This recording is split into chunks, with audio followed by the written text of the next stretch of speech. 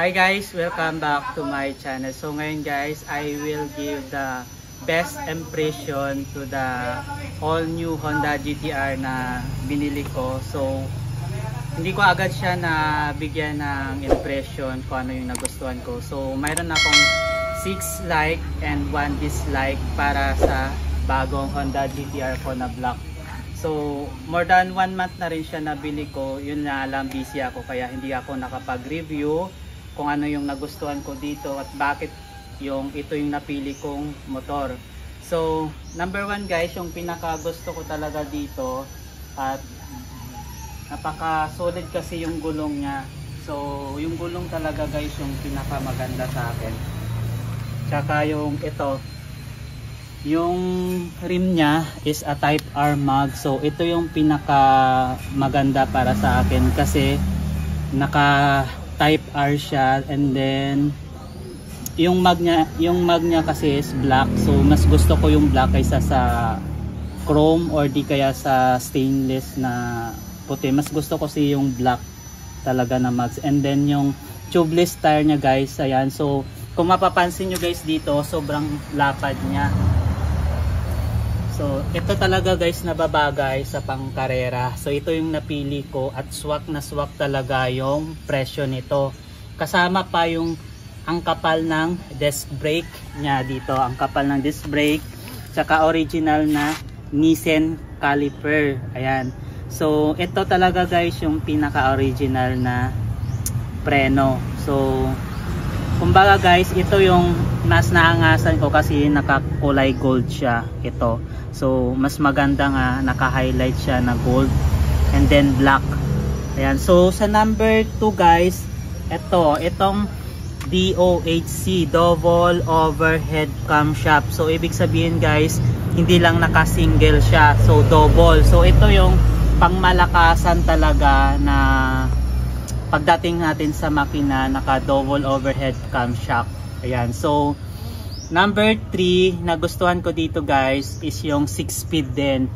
Kung mapapansin nyo guys, yung 6 gear nya, so sobrang powerful. Yan yung nagbibigay ng speed, ng lakas ng isang motor. Kung 6-speed na guys na manual, sobrang malakas na siya. So ito ay 150cc and then combined siya ng 6-speed. So mas maangas siya ngayon.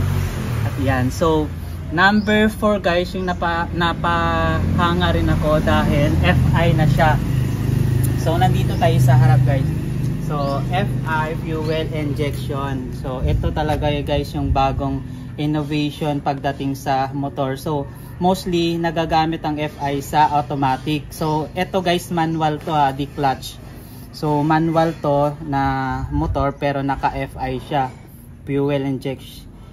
So ibig sabihin guys, ito yung pinaka matipid pagdating sa patipiran ng isang motorsiklo. Ayan. So naka new technology na rin kasi siya. Mostly sa mga scooter mayroon siyang FI. Ayan. And then number 5, ito yung pinaka gusto guys. Number 5, ito.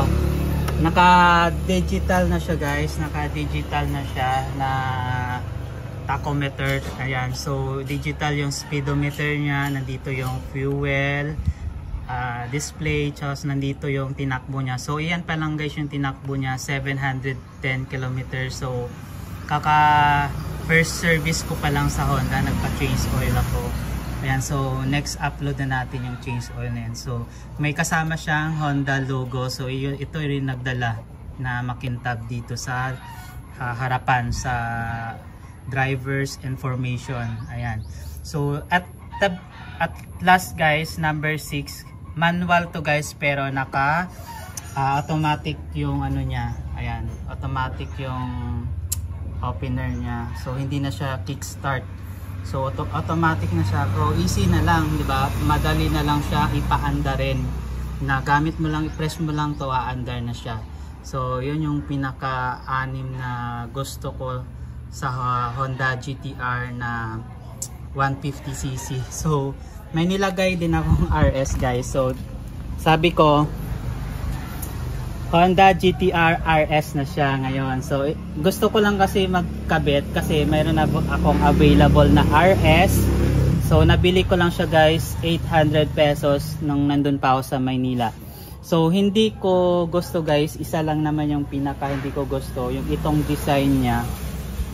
So hindi siya LED guys. Kung maganda sana guys na LED na ganito yung design niya, tapos yung signal light na kaganito rin na LED. So malaki kasi guys, kaya hindi ko to bit yung ganitong design magkabilaan. Mas gusto ko kasi yung ito lang, itong guhit lang dito, mas maangas pa, tsaka dito yung guhit din ng signal light. So dapat mas maganda talaga kung tinuwid nila ito diretso dito, ganyan. Tinuwid din nila dito diretso dito. Yan. So yun lang guys yung hindi ko nagustuhan dito, at the best naman lahat. Napakaganda naman yung pagkagawa niya, and then ito naka parang carbon fiber na siya na effect yung pagkagawa dito, tapos maangas naman yung mga stickering niya.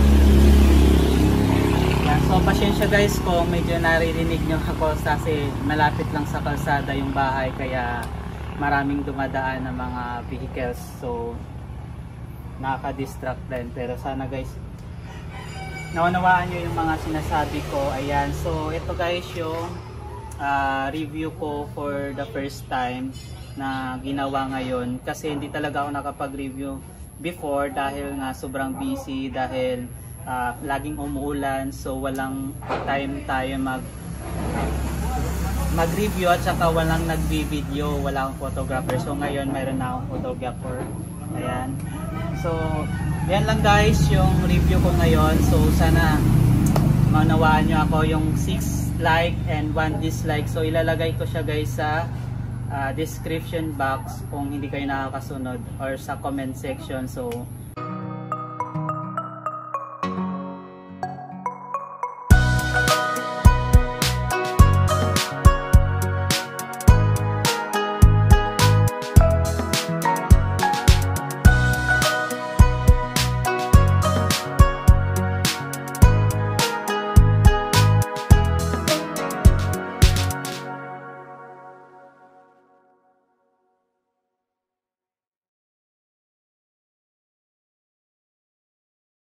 so yan na lang guys. So don't forget to like, share and subscribe my YouTube channel. So maraming salamat. God bless everyone. Bye bye.